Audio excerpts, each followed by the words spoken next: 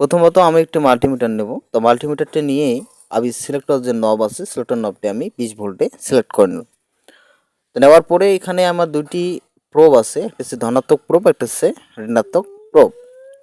তো এই ধনাত্মক প্রোবটি দিয়ে ব্যাটারি সেলের আর ধনাত্মক পয়েন্টে এবং ঋণাত্মক প্রোবটি দিয়ে আমি ব্যাটারি সেলের ঋণাত্মক পয়েন্টে সংযুক্ত করব। তো করার সঙ্গে সঙ্গে আবার একটি ডিসপ্লেতে মান শো করবে। তো সেই মানটি হচ্ছে আমার কাঙ্ক্ষিত রেজাল্ট, যে এখানে কত ভোল্টেজ, চার্জের পরিমাণ কত, বিভব আছে। তো এখানে আমার ভোল্টেজ আছে 3.75, মানে যে ভোল্টেজটা থাকার কথা সেই ভোল্টেজটা কনস্ট্যান্ট আছে।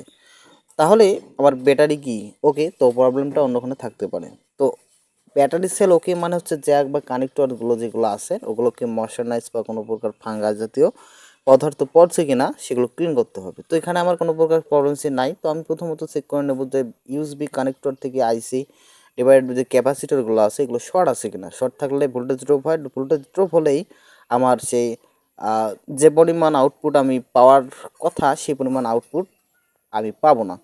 তো সিগনাল বর্ধিত হবে না। তো আমি যেটা দেখলাম যে এখানে আমার একটু আইসিটা হিট হওয়ার ফলে এখানে ডিসকানেক্টিভিটির মতো দাগ পড়ছে বা কাটা কাটা র্যাক পড়ছে।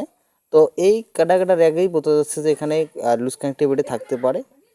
আর একটি লাইন আমার ডিসকানেক্টিভিটির মতো, তো আমি এখানে এটি শর্ট করে দেব। তো শর্ট করার পর আমি দেখব যে আমাদের আসলে রেজাল্ট কি, এখন বাজে কি বাজে না। الذي أرسله بالحق بشيرا ونذيرا وداعيا إلى الله بإذنه وسراجا منيرا